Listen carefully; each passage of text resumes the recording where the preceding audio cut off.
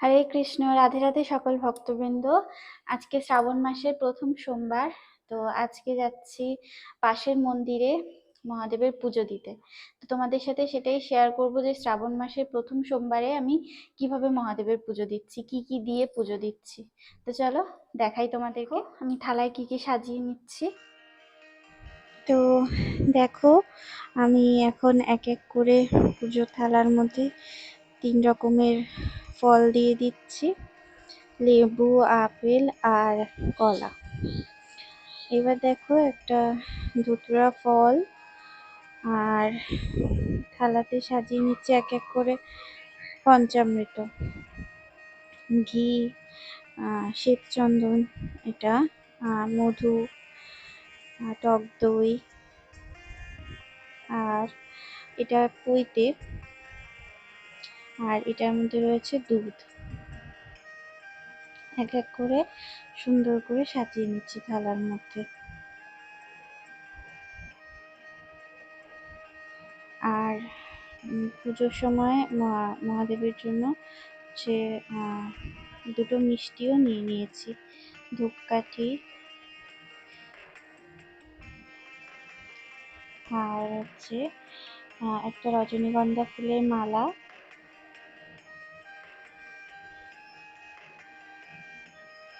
একটা আকন্দ ফুলের মালা আর কিছু বেলপাতা নিয়ে নিয়েছি। আর একটা খুব সুন্দর জিনিস আমার কাছে রয়েছে, দেখো তোমাদেরকে দেখাচ্ছি।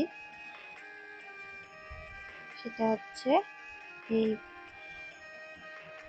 রূপোর বেলপাতাটা, দেখো কত সুন্দর।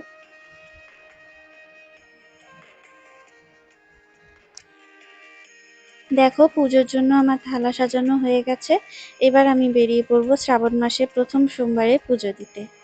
ওম ত্র্যম্বকম যজামহে সুগন্ধিম পুষ্টিবর্ধনম উর্বারুকমিব বন্ধনাৎ মৃত্যুর্মোক্ষেমামৃতাৎ।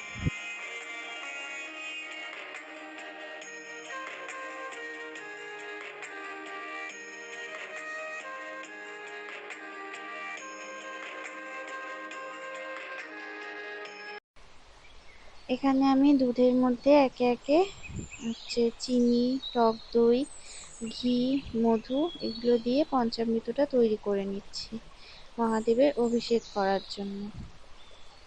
আপনারা চাইলে প্রথম সোমবারে শিবলিঙ্গে এক মুঠো আতপ চালও দিতে পারেন। এতে দেবাদিদেব মহাদেব অত্যন্ত প্রসন্ন হবেন এবং আপনাদের মনের সকল ইচ্ছা পূরণ হবে। পুরাণে বর্ণিত ঘটনাবলীর সমুদ্র মন্থন একটি গুরুত্বপূর্ণ ঘটনা। কথিত সমুদ্র মন্থন এই শ্রাবণ মাসেই হয়েছিল।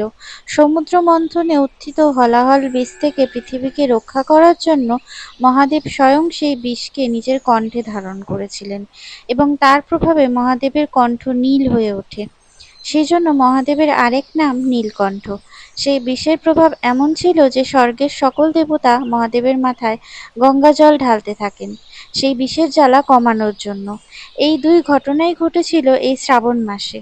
সেই জন্য এই শ্রাবণ মাসে মহাদেবের মাথায় গঙ্গা জল প্রদানকে অনেক গুরুত্ব দেওয়া হয়ে থাকে। আবার আরেক মতে সতীর দেহত্যাগের পর আবার জন্ম নেন দেবী পার্বতী রূপে এবং মহাদেবকে স্বামী রূপে পাবার জন্য কঠোর সাধনা শুরু করেন। দীর্ঘ সাধনার পরে মহাদেব সন্তুষ্ট হয়ে পার্বতীকে বিবাহ করতে সম্মতি প্রদান করেন এবং কথিত যে এই শ্রাবণ মাসেই শিব পার্বতীর পুনর্মিলন হয়। সেই জন্য শ্রাবণ মাস শিব ভক্তদের কাছে অনেক মহত্বপূর্ণ। আবার আরেক মতে এই শ্রাবণ মাসেই মহাদেব মর্তে ওনার শ্বশুরবাড়ি আসেন, যেখানে তাকে অত্যন্ত ভক্তি ও ভালোবাসার সহিত আপ্যায়ন করা হয়ে থাকে ও তাকে সন্তুষ্ট করার জন্য অনেক চেষ্টা করা হয়। তাকে পঞ্চামৃত দুধ, দই, ঘি, মধু, চিনি দ্বারা অভিষেক করা হয়ে থাকে। যেহেতু মহাদেবের শ্বশুরবাড়ি মর্তে এবং এই শ্রাবণ মাসে মহাদেব মর্তে আগমন করেন, সেই হেতু এই মাসেই মহাদেব তার ভক্তদের অনেক কাছে চলে আসেন। অল্প সন্তুষ্ট মহাদেব তার ভক্তদের সুখ ও সমৃদ্ধি আশীর্বাদ স্বরূপ প্রদান করেন। সেই জন্য মর্তবাসীদের কাছে এই শ্রাবণ মাস অনেক গুরুত্বপূর্ণ।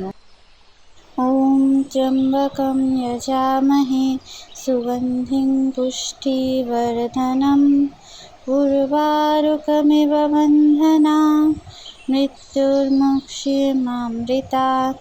ওং নমঃ শিবায়। শ্রাবণ মাসের প্রথম সোমবার 21শে জুলাই, দ্বিতীয় সোমবার পালিত হবে 28শে জুলাই, তৃতীয় সোমবার পালিত হবে 4ঠা আগস্ট ও চতুর্থ ও শেষ সোমবার পালিত হবে 11ই আগস্ট। তো প্রত্যেকটা সোমবার খুব সুন্দর করে মহাদেবের পুজো করুন, আরাধনা করুন। মহাদেব অল্পেই সন্তুষ্ট, অবশ্যই আপনাদের উপর সন্তুষ্ট হবে এবং মহাদেব সন্তুষ্ট হলে মনের সকল বাসনা পূরণ হবে।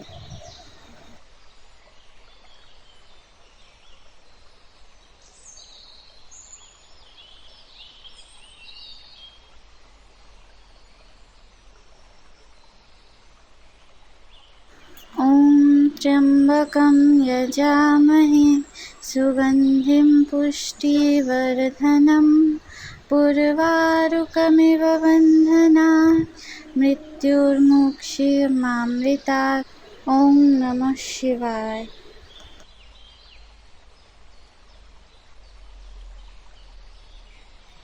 শ্রাবণ মাসের প্রথম সোমবারে আমার পুজো দেওয়া হয়ে গেছে। আমি আমার মতন করে পুজো দিয়েছি, আপনারা চাইলে আপনাদের মতন করে পুজো দিতে পারেন। মহাদেব খুবই অল্পতেই সন্তুষ্ট হয়ে যান, তাই তার জন্য বিশেষ কিছু করার প্রয়োজন পড়ে না। আপনারা যেটুকু করে মহাদেবকে পুজো দেবেন, মহাদেব তাতেই খুবই সন্তুষ্ট হবেন। শ্রাবণ মাস মহাদেবের অত্যন্ত প্রিয় মাস। এই মাসে তিনি এমনিই প্রসন্ন মনে থাকেন, তাই আপনারা যেভাবে সেবা দেবেন মহাদেব সেভাবেই গ্রহণ করবেন এবং আপনাদের সকল মনের ইচ্ছা মহাদেব পূরণ করবেন। তো আপনাদের যদি ভিডিওটা ভালো লেগে থাকে তাহলে ভিডিওটাতে একটা লাইক দিয়ে দেবেন, চ্যানেলটা সাবস্ক্রাইব করে দেবেন। হরে কৃষ্ণ, রাধে রাধে, হর হর মহাদেব।